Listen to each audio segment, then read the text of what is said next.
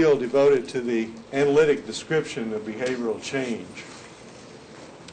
Behavioral analysis actually began with a strong interest in that topic of behavioral change, but somehow in the process of fascination with ABA designs and other kinds of issues such as schedules of reinforcement, that kind of interest in behavioral change was abandoned in terms of largely interest in what's called steady state, even though that itself is a dynamical system. In recent years, however, interest has returned to the analysis of behavioral transitions.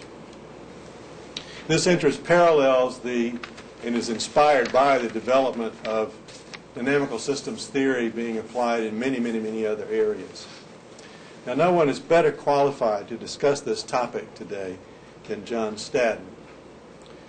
From his PhD at Harvard, he rapidly rose to academic rank and now holds the most distinguished position of James B. Duke Professor of Psychology at Duke University. John, from his very earliest works, at least that I'm aware of, was interested in dynamical processes.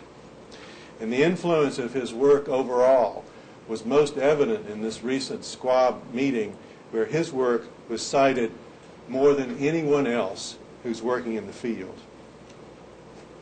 I consider him to be the most gifted mathematical modeler working in our field today, and we're extremely privileged to have him conduct this tutorial. John?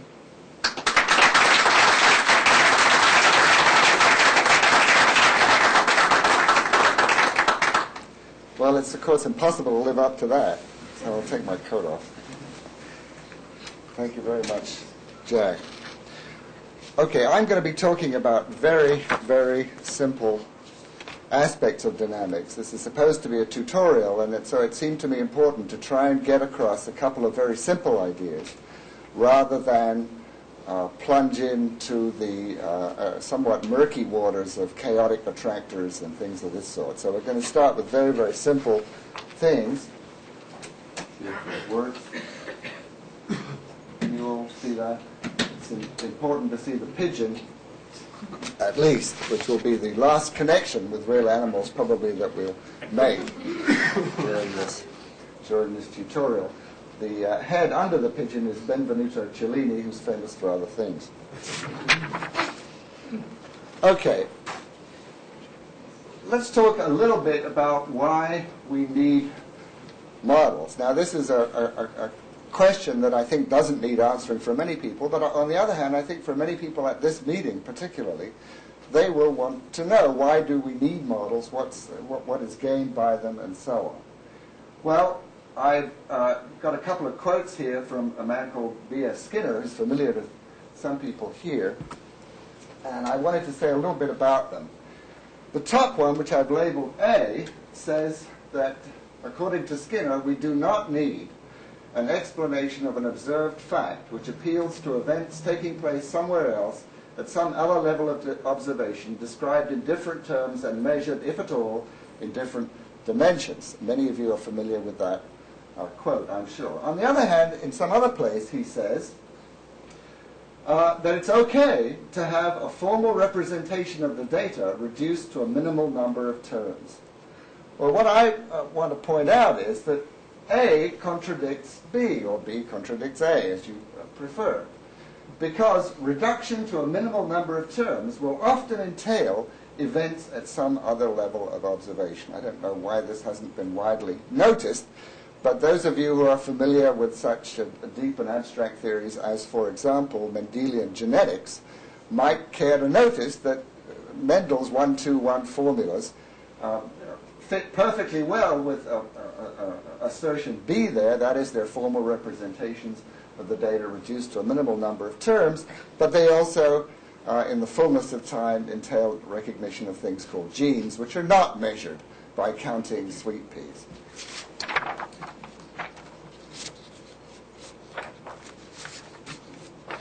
All right. So what kinds of models do we need? There are a number of strictures that have been offered about this, a number of suggestions. The dominant one, probably in today's physiologically oriented world, is that the model should have biological plausibility. And there are at least two kinds of biological plausibility. One is what I've called structural plausibility. The other is functional plausibility. Structural plausibility means that the elements of the model map in detail onto the details of physiology. In fact, almost no model fulfills that level of exact correspondence, simply because the structural details of neural function are extremely complicated. So every model which aspires to structural plausibility is in fact a compromise, a simplification. The second possibility is functional plausibility. That is, that the processes which you include in your model are processes which can be found physiologically, either at the level of chemical reactions within a cell, interconnections between neurons, as we just saw in Nestor's models, or at some level in there. Neither of these, I would say, or the second one of these particularly, is not terribly restrictive, because you can find evidence for almost every process that you could think of in known neurophysiology. So there's another approach, which is the approach I'm going to advocate, not because I think it should be the only one, but because I think it's one that's somewhat underrepresented, and that is an approach through parsimony. That is to find the simplest model that will accommodate the phenomena that you're interested in. So this is one way to summarize this. The conclusion: models must be either constructed from known physiology or parsimonious. And as I said, nevertheless, the prevailing strategy is in fact an intermediate one. It remains to be seen which of these possibilities is the best. My guess is that some will be better for some problems, some for others, but I'm going to talk about parsimonious models. All right, the next thing I want to say is that nothing I will talk about, or everything I will talk about, is simple enough to be simulated on a spreadsheet. Most of you, I think, are familiar with spreadsheets. Every computer you buy from Circuit City comes with some kind of spreadsheet, Excel or Quattro or something like this. Everything I'll tell you about can be done at home, in the privacy of your own home, on a spreadsheet. And I think this has some great virtues. You can try it out. You don't have to feel like an idiot if it doesn't work. And it is very simple. So let me begin by introducing some terms, and I'm going to introduce them by talking about a very simple dynamical system. Not absolutely the simplest, but one of the simplest, namely a pendulum. You're all familiar with a pendulum. It's a repetitive device and so forth. And I want to use this to define these terms: initial conditions, time domain, state space, and equivalent history.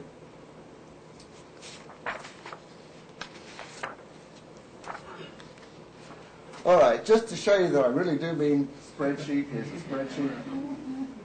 And it's periodical. I'm going to talk to you about periodical behavior. Let's look at the red graph. Here's time down this axis. Here's the displacement of the pendulum. This is a discrete time pendulum, so it's kind of jerky, goes back and forth. But you can see it does what a pendulum's supposed to do. It starts up here, goes down there, sits for a little bit, goes back up here, goes back and forth. Okay, this is the movement of a pendulum. This is the state space of the pendulum. It takes two numbers to define the state of this system. The two numbers are x, that is the displacement at time t, and x at time t minus 1. That's these two axes. And you can see the state of the pendulum moves around the circle here. This is called a limit cycle. It is one kind of equilibrium behavior. Now, right down here, this, of course, looks pretty sexy. Let's look at the equation for this. The equation is, as you can see, really stupid. Here's the initial condition, the initial displacement of the pendulum, 1 unit, wherever you're measuring from. The next state is given simply by subtracting this position from the previous position, which was 0. So 1 minus 0 is 1, so that's the next one here.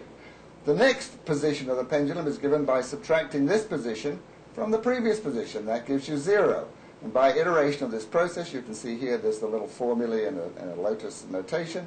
You get 1, 1, 0, minus 1, minus 1, 0, 1, 1, 0, minus 1, so forth. Okay? Really simple. You could hardly imagine a simpler dynamical system than this. And yet, as you can see, the behavior is relatively rich. I'll show you in the next slide you can make it much richer without making the model any more complicated. All right, so we talked about state space. Time domain, that's this graph here. And here's state domain, state space right there. Equivalent history, I won't say too much about that, but the point is that all histories of input to this system which lead to the same point in state space will then lead to the identical future behavior. Because what you need to know in order to know the future behavior of this system, you need to know more than just its current displacement. You need to know its displacement in the previous instant. Okay? So this one is different from that one. Because this one, let's take this one. This one is preceded by 0. This one is preceded by a 1. The behavior will be different. That's all that equivalent history means. Okay? It's a very, very simple concept once you grasp it. All right. Well, here's just to show you that you can get much more complicated behavior from a system like this. Here's a time domain excursion dynamics of this sort of a system when the equation for the system is not xt minus xt minus 1, but xt minus xt minus 2. We're just taking it 2 steps back. We're taking the difference 2 steps back instead of 1 step back, and you can see you get really quite complicated dynamics from this. Okay? You might well look at this and think this was some fairly complicated system. This is the equation of that system. All right, let's talk a little bit about equilibria. You've all seen, or most of you have probably seen this diagram. This is to show you the richness and subtlety of mathematics. This is to illustrate a stable equilibrium. If you displace this ball, it will roll to the bottom of the bowl. This is an unstable equilibrium. If you make a small perturbation, the ball will run away. This is a neutral equilibrium. The ball stays wherever you put it. So these are standard static equilibria. This one has a fixed point equilibrium, but it also, if the container here is frictionless, will show you a limit cycle. That is, if you lift this ball up and let it roll down, it'll go back and forth. That'll be a limit cycle. We just saw that with the pendulum. Now, there are also things called strange attractors. Well, I'm not talking now about Madonna's latest movie, but rather about dynamical systems which show equilibria which are not so easily described. All of you have read about chaos and so on will know about that. Jack Ma talks about this with much more aptitude than I have, and I won't have time to get to those, but you should know that they exist. All right, well, Nestor talked about building blocks. I'm going to talk about building blocks too, and some of my building blocks are the same as his, but I'll put them together starting with rather simpler systems. The first one is something called a leaky integrator. The leaky integrator is nothing but the trace, the short-term memory trace that Nestor just talked about. I'll show you a diagram of it in a moment. Then a differentiator, which is simply this plus one other unit. Threshold, a gate. I won't have time to talk about gates. And learning rules. Nestor talked about learning rules. I won't have time to talk about those either. So I'm not going to be talking about learning at all, or at least not about associative learning. All right, now I apologize to those of you who've already seen all this, but this is supposed to be a tutorial, so I'll try and be as simple as I can. This is the behavior of the leaky integrator. This is a leaky integrator up here. Imagine a container immersed in water like this with a hole in the bottom of it. If you plunge the thing down to a depth x and then measure over time the change in the internal the height of the internal water level, it will, of course, follow a trajectory like this. Starts out with no water, then as time elapses, the water level increases until this level equals the outside level. And then if you lift it out, the water runs out, and you get this pattern. So this is a very, very simple metaphor for a short-term memory system. So I'm going to talk, first of all, about the kinds of system you can make out of a unit like this. And in particular, the first example I'll give is to do with habituation. All right, this is just another picture of the leaky integrator, now with an equation. I didn't want to start with the equation and intimidate people. So stimulus is variable x, response is variable v. Here's the equation.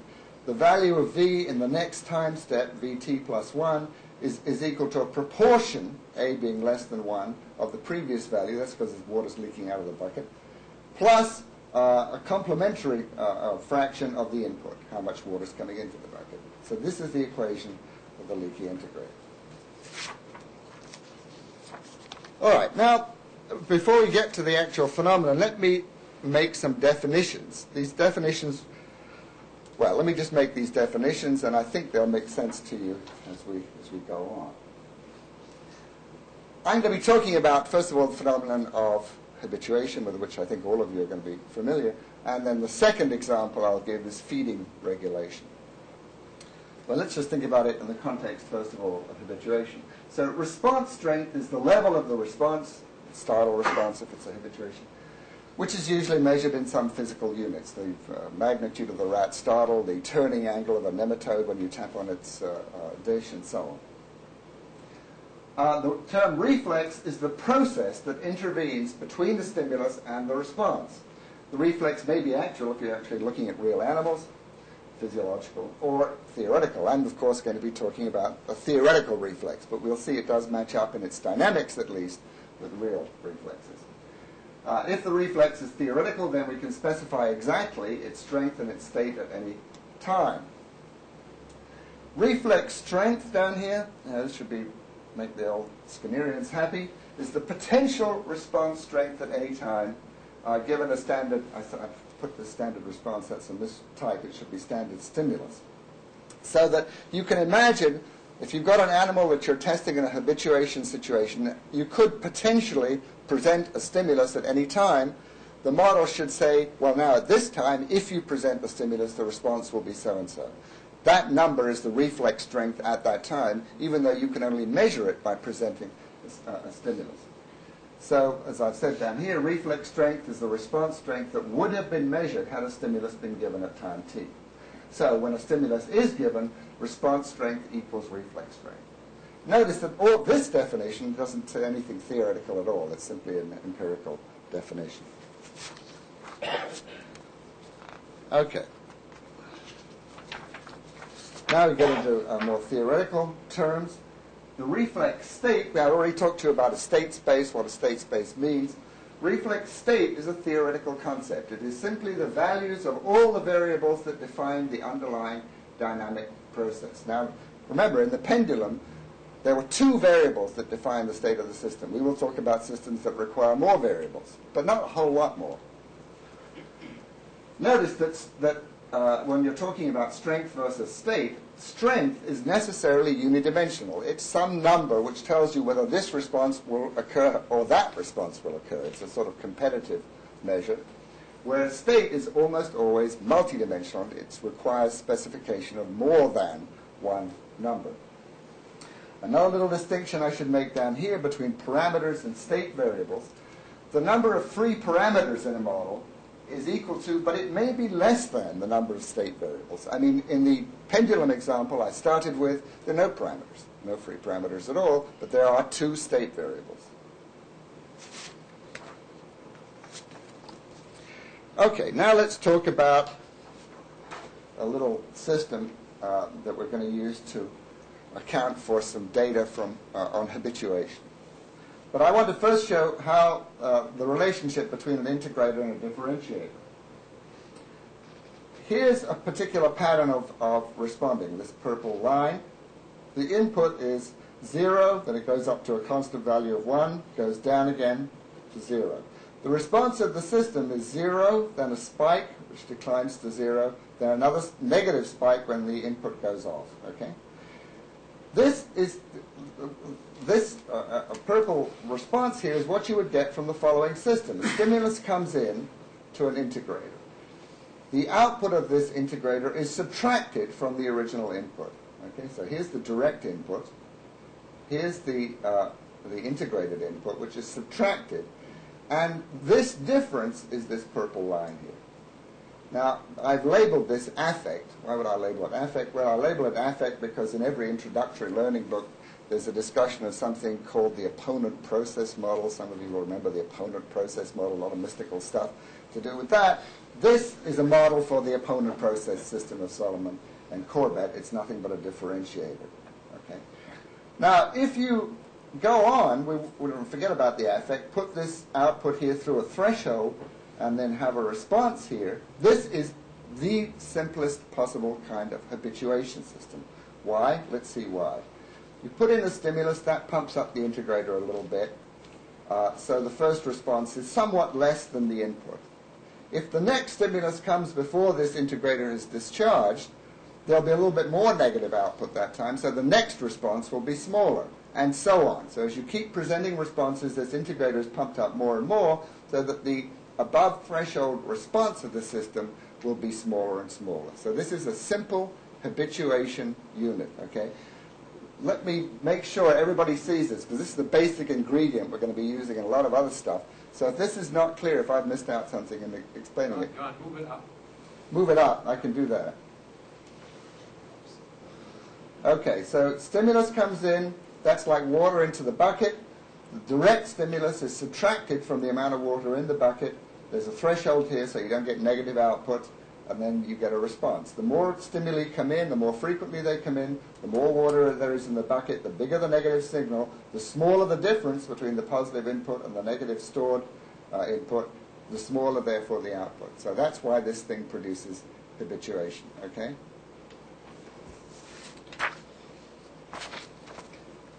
Okay, here's another picture to show the sorts of results that you get with this. I've reproduced the integrator again on the bottom here. Stimuli are coming in here. Here's the direct input. Here's the subtracted, stored input, the threshold, and the response. This is what happens. These open triangles show the result presenting stimuli 1 every 4 time steps. 1 every 4 time steps. First, here's the first stimulus, second, third, fourth, and so on. And you can see that the response is lower and lower. It's typical habituation plot. If the stimuli are less frequent than this, here is 1 per 8, I guess. Here's the first stimulus, 8 iterations later, another stimulus, and so on and so forth. You can see the habituation is not so complete, and it's slower. Why? Because the water's running out of the bucket in between each stimulus. All right? So it's not so much inhibition each time. So this is an ISI, interstimulus effect, result. It's the effect of varying interstimulus interval. So with a long interstimulus interval, you get less habituation and slower habituation. It conforms to the data. Everybody finds that. Okay. Now, there's one thing that this model, one very important thing that this model does not capture, and that's what I want to get to next. Well, here I'm just reminding us what habituation is, the waning of the reflex response to successive presentation of a stimulus, widely observed, and so forth. The interesting thing about habituation, the reason I'm interested in it, is you see it in almost every species that's, in fact, every species, I would say, that's been tested shows habituation. I mean, nematodes show it, single-celled animals show it, behaviorists show it. I mean, it covers the whole range of phyla, okay? It's a very general phenomenon. And this just summarizes what I just told you. Habituation is more rapid and complete when interstimulus intervals are short than when they're long. But, and this red term deals with an interesting paradox. We've called this phenomenon rate sensitivity. That is the surprising fact that habituation recovers more rapidly after short ISI. So you get more complete and swifter habituation when the stimuli are frequent, but it also recovers more rapidly. And this will remind many of you of the partial reinforcement extinction effect. That is, you get less maintained behavior when reinforcement is infrequent, but under many conditions it's more persistent in extinction. Okay? Now, this is an illustration of the phenomenon where I've plotted reflex strength after 2 training series. This is a theoretical prediction, but it fits reasonably well with what the data show. So the bottom one here, this fine line, is very frequent stimuli every 2 time steps or something like that. Very rapid habituation, very rapid recovery here. I'm plotting reflex strength, so the little peaks are the responses, the actual responses, and the reflex strength is the line. The reflex strength goes down, recovers very rapidly. But if you present the stimuli less frequently, the habituation is obviously slower and less complete, but it's also more persistent. It takes longer to recover when the training series ends. Okay, so when you quit presenting the stimuli, after the long ISI series, the recovery is slower. The habituation more persistent. Interesting, adaptive, and now the question is why? Well, this little diagram here gives the clue. What you need in order to get this, with this kind of habituation mechanism, is not a single habituation unit, like the one I just showed you, but a cascade, a series of habituation units, where the output of the first one is the input to the second one, and so forth, and the response is driven by the final output. So I'm going to be talking now about the properties of a cascade of integrators. It may not be intuitively obvious why this works. Is that fair to say? It's not intuitively obvious why this works. I think I can explain it to you. Imagine just two of these things in cascade. And imagine that the first bucket has a big hole in it, so it leaks out fast. The water leaks out quickly. And the second bucket has a small hole in it, so it leaks out slowly. Imagine now what will happen. Remember, the input to the second one is the output of the first one. Input to the second is the output of the first. Imagine now what happens when you present stimuli frequently. Bang, bang, bang, bang, bang. The first one stays very full.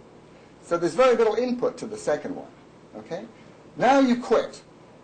You quit presenting stimuli and wait for recovery. Recovery is determined by the water level in these two things. Most of the water is in the first one. It runs out quickly because that's the one with the big hole. So it recovers fast. Okay? Now, the converse case is where you present the stimuli slowly. If you present the first stimulus and then wait for all the water to run out of the first bucket, when the next stimulus comes, all that charge goes into the second bucket. Okay? So after a slow input series, the second bucket has a lot more water in it than the first, and it has a small hole, so it takes a long time to run out. That's the basic principle. I mean, it's really simple. Okay? We have done a lot of stuff with this, and this is not a data talk, but I can say that Jennifer Higa and I have done a lot of simulations with this, and we've managed to match up a whole lot of data from the nematode C. elegans, Cenorhabditis elegans, much beloved of molecular biologists. We like it because it only has 302 neurons, count them. And nevertheless, it shows all of these phenomena, and they're very nice quantitative data that have been gathered on it. And if you work with this animal, you don't have to worry about the animal care regulation. However, the same model seems to handle at least some of the data on aplesia, a very complicated animal. This is some data from old data from Carew, Pinsker, and Candell. What these guys did was present 10 habituation trials on the first day, 10 habituation trials on the second day, 10 on the third day, 10 on the fourth day, and so on. And what you got was the following. Habituation the first day, some recovery, 24 hours recovery, and more habituation, more and more. So this model captures the general pattern of this over days improvement in habituation. All of you seen similar data from mammals and birds. Jim Mazur has some very nice data like this, showing progressively greater habituation, progressively less spontaneous recovery in an operant situation over days. All right. Well, my second example is from a very different domain, but believe me, the model here is just as simple, actually a little simpler than for habituation. And this is to do with feeding dynamics. Now, most of us study behavior in very hungry animals, highly deprived, and we assume that motivational factors can be ignored. We assume that the animals are so hungry that their motivational state's essentially constant. But there is a larger class of data gathered with animals which are, if not satiated, close to satiated. For example, George Collier and his associates have studied so-called closed economies where the animals are not deprived at all. And yet they show a number of operant phenomena, some of them interestingly different from the phenomena which you see in highly deprived animals, plus which motivational researchers have gathered a lot of data on things like the free feeding pattern of animals. How do they behave under free feeding conditions?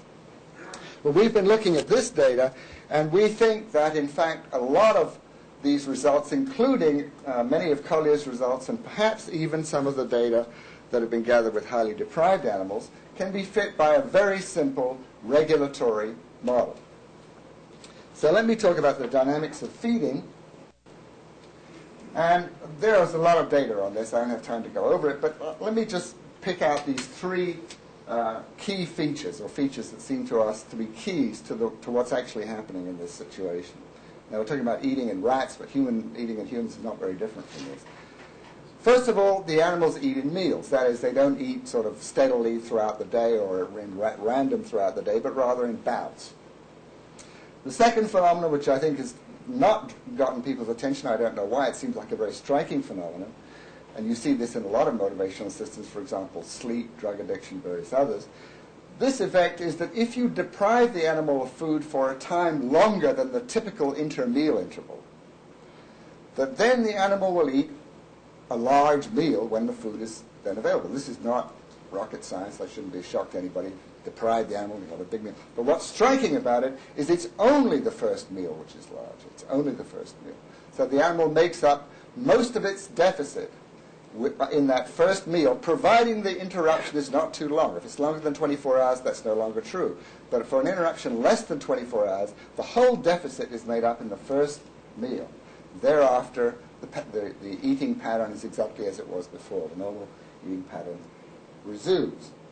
The third thing I want to talk about is regulation at different time scales. For example, if an animal is moderately deprived, obviously if you give it the food, it'll start eating.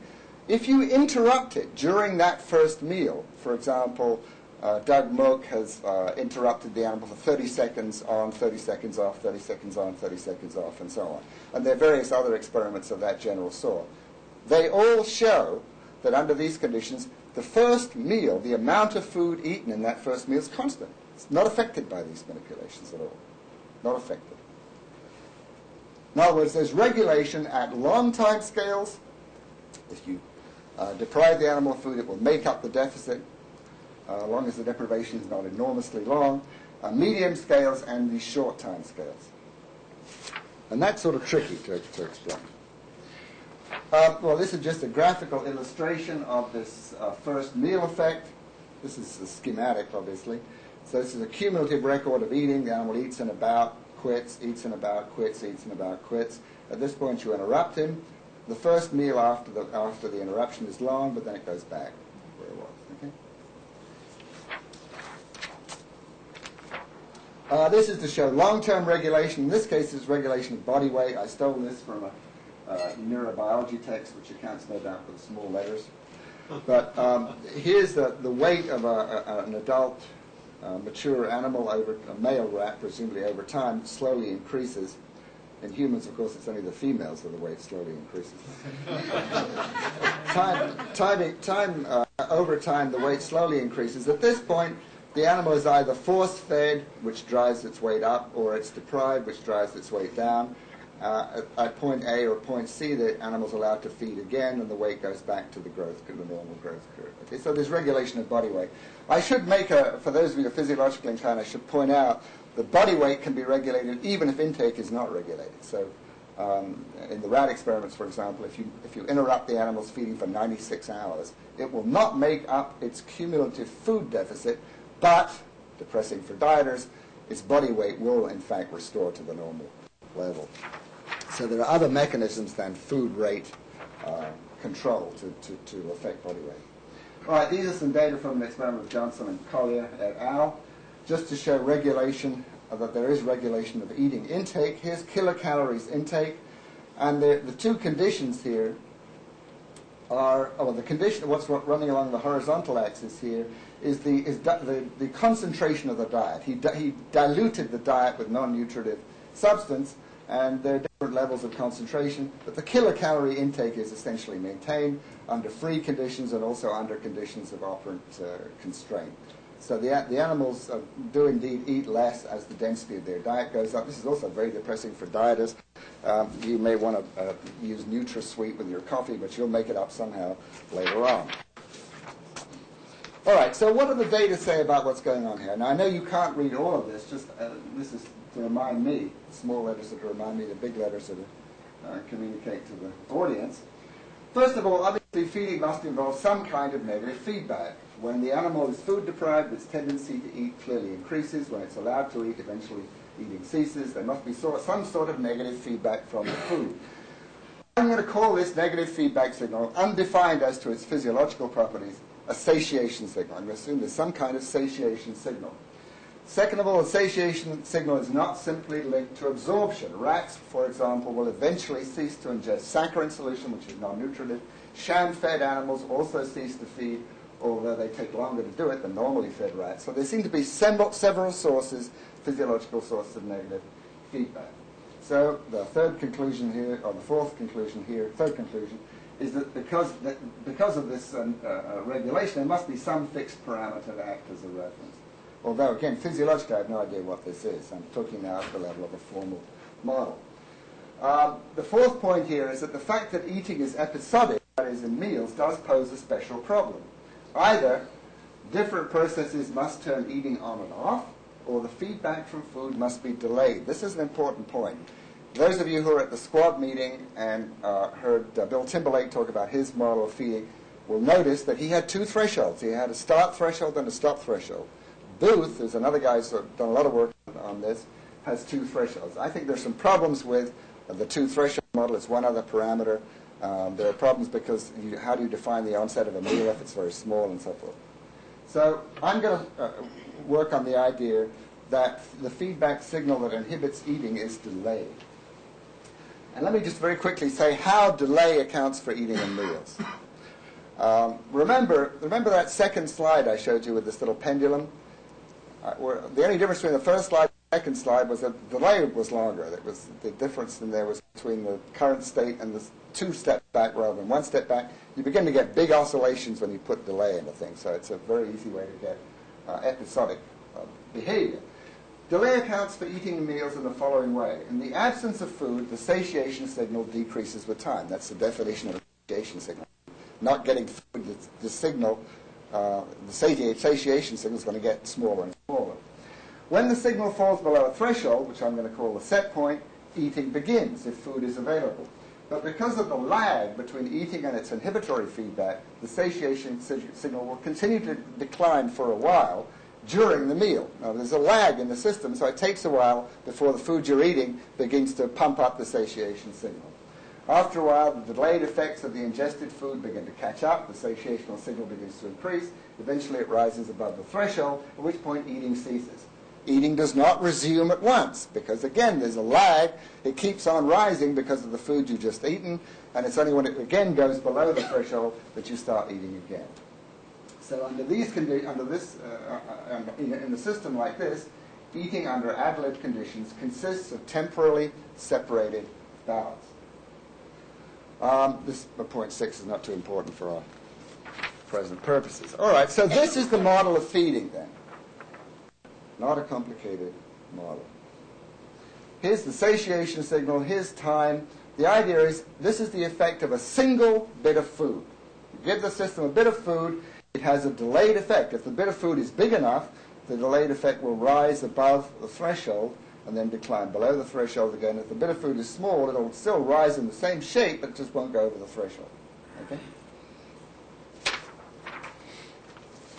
Now, since we're talking about dynamics, we want more than just a picture of a curve. You want some dynamical system that will model this, and since all I'm giving us to work with today is these leaky integrators, we'll make it out of leaky integrators. So here's the model for feeding. Food comes in, leaks out of this one, leaks out of this one. The set point, however, is determined by the later one, not by the early ones, but by the later one. And you can see if this whole system is empty, you put in a slug of water, it'll take some while before it gets down to here. So it'll make a lag, and the system makes a lag, has a lag built into it. For those of you who are uncomfortable with that, here's something that looks a bit sexier. This is it's exactly the same system I just showed you.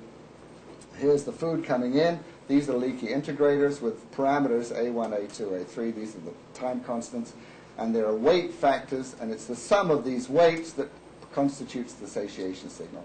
And in fact, the constraint I put on the system is that the early weights are low, in fact 0, and the later weights are higher. And that way you get the requisite lag in the system response. This is in fact a linear system. This part is linear.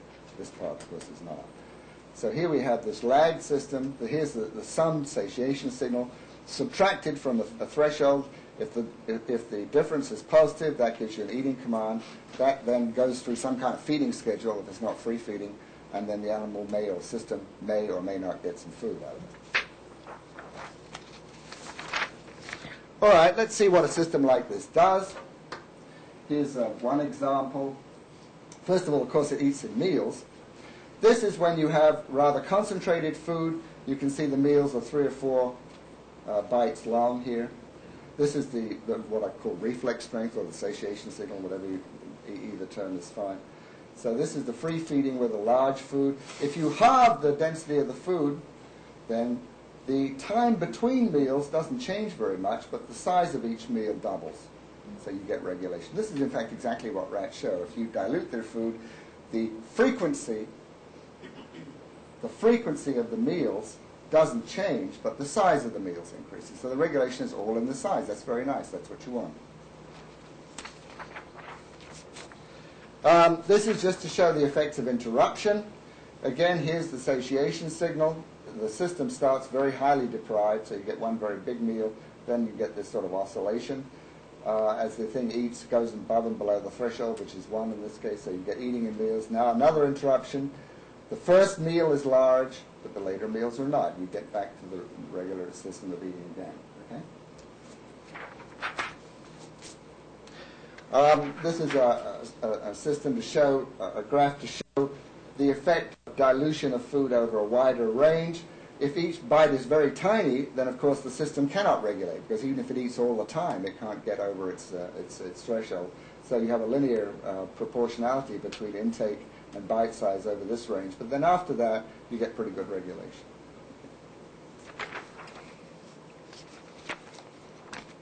All right. Well, we've done a lot more with this sort of system than I have time to show you, so let me just show one more thing. And I mentioned Collies Experiments, and some of you will be familiar with this procedure, others will not, so let me just explain it to you. George Collier has been, for probably 25 years, been doing experiments in what he calls closed economies. That is, the animals are living in an enclosure, but they have to work for their food. But the schedule is a little different than a normal operant schedule. The schedule works like this. First of all, there's a very large, what he calls procurement cost. That is, the animal has to press a lever many, many times to get access to the food. So here's the procurement cost. When the animal meets the procurement cost, then it has to pay what he calls a consumption cost to actually get the food. In fact, in most of his experiments, the consumption cost is 0, so you can neglect this. In a few of them, it's not. That's why it's in there. So what you need to focus on is the large procurement cost, and then he gets access to the food. And he gets the food indefinitely for a long period, as much time as he wants, until the animal ceases to feed for a criterion time. The criterion time I call D here. It's usually 10 minutes.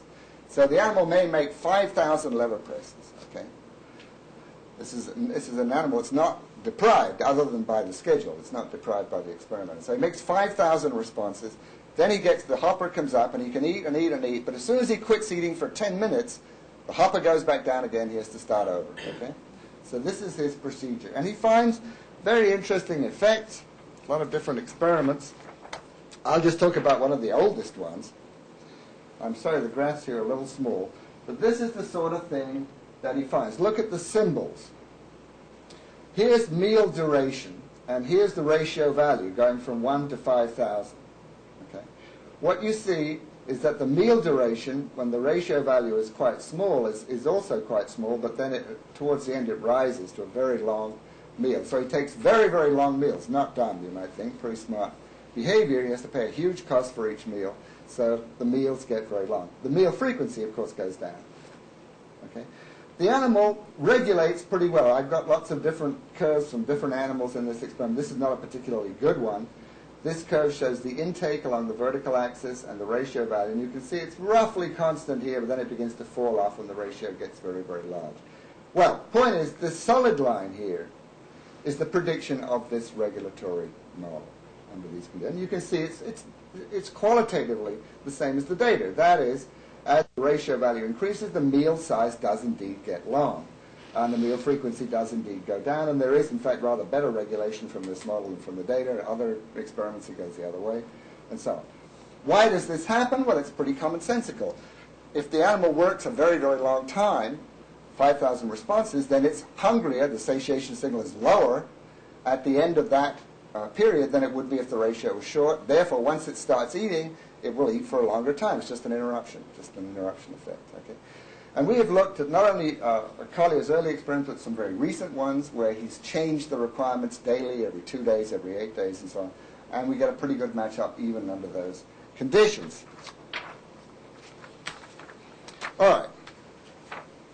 So here's a conclusion. This is a conclusion just about these, the feeding model. The pattern of free feeding and its response to simple perturbations like interruptions, simple feeding schedules, is consistent with the simple dynamic process in which the satiating effects of ingested food are delayed. Never underestimate the interesting results you can get with delay. This process can be modeled by cascaded integrators. There are other ways to produce functions like this. This is just a simple one.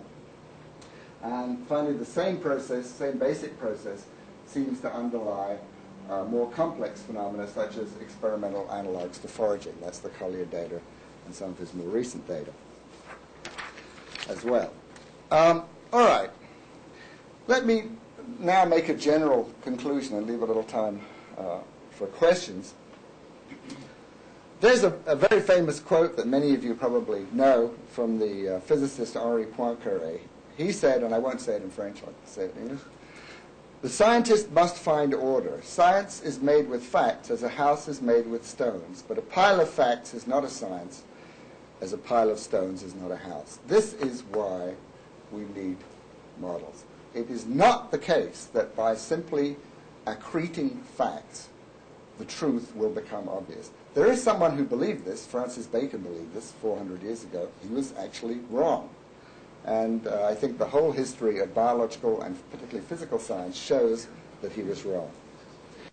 All right, let me address another issue. What have these, you might say, baby models got to do with the fundamental concerns of behavior analysis? This, I think, is an important question, particularly for this meeting. Well, it depends on your view of science. Some people think that behavior analysis calls for a new view of science, a revolutionary view that supersedes Bacon, Newton, and Darwin, a view that our knowledge is essentially complete, and a view that ignores theoretical models and includes the experimenter as part of the subject matter. I think you have all heard that view. I disagree with that view. But my argument is not an ideological one or an epistemological one, but simply a pragmatical one. I think that I am not convinced that this view has produced, either in control over nature, that is, behavior, or understanding of nature, very much that compares with the achievements of physical and biological science. Some may feel that we have done a lot, given the difficulty of the subject matter. This is certainly a fair objection. Others will disagree. I tend to disagree, because I think that much of what is known about human behavior was known before, perhaps not in such a formal form, but in an intuitive way. And what's more, many things are known in other domains of social science, the humanities, history, moral philosophy, and so on. Many things are known which are not encompassed by behavior analysis. I think most of the incentive principles that we've derived from schedules, for example, were known at least in general outline before the first pigeon pecked the first piece of plexiglass. Sticks and carrots, after all, have a long history. So what I would suggest is that psychology, particularly, and behavior analysis, probably somewhat less, but certainly both, need a healthy dose of modesty about our accomplishments and about the size of the problem that we face. The problem that we, in fact, face, which is understanding human nature, is almost coextensive with the problem of understanding human civilization, the cosmos, the world, as they used to say, together. I think we need to be more modest in our aspirations. Let us walk, let us indeed crawl, before we can aspire to run and to fly. Let us understand the nature of hydrogen and oxygen, a few simple things, before we seek to transmute lead into gold. Little problems like the dynamics of habituation and feeding seem to be within the grasp of our understanding. It may not be a bad thing to begin with them, even though they seem so remote from the urgent human problems that have led many of you into this field. Thank you.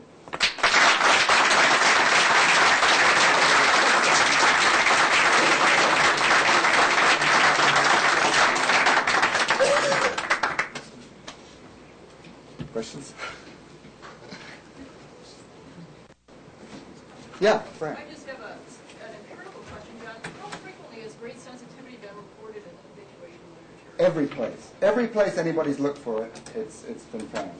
It's been found in nematodes, plesia. I think the first formal report was Davis's study of rats in 1917.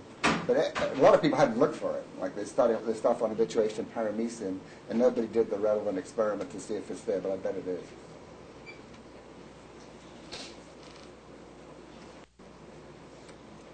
Other questions? Yeah. Yeah.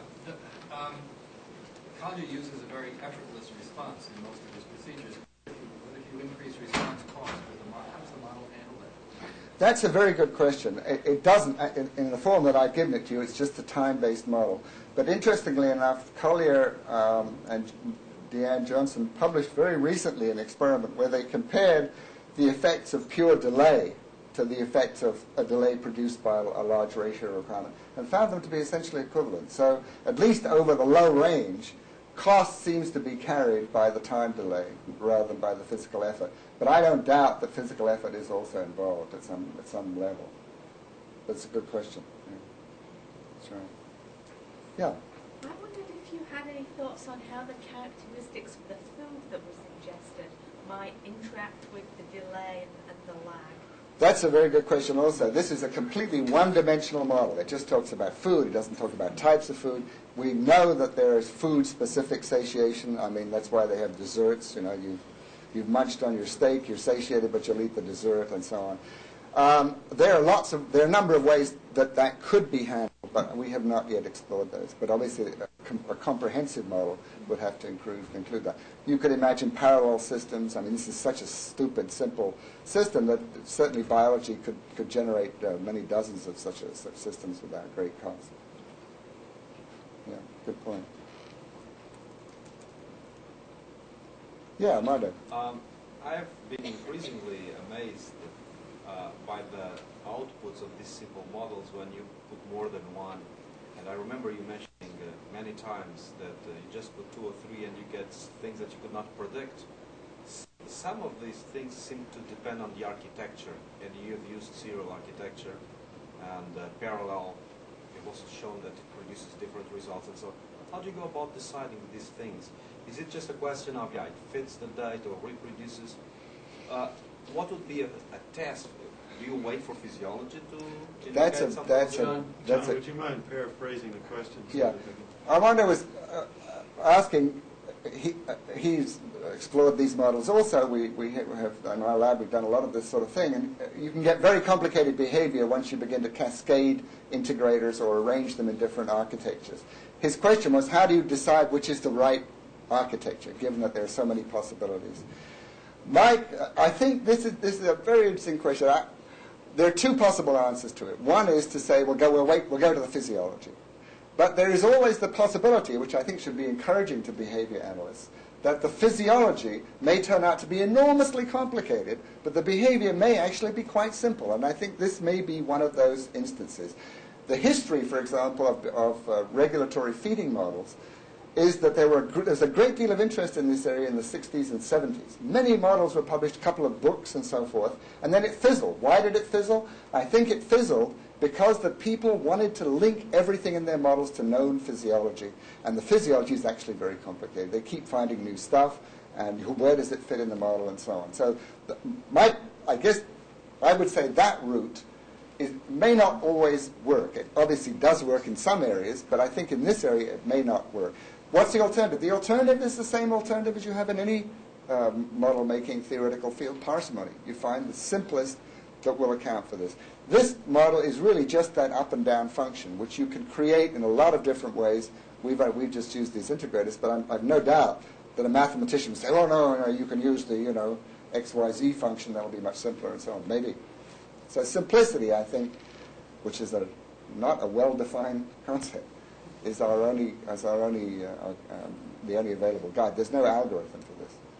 Thanks very much, John, and thank you for attending.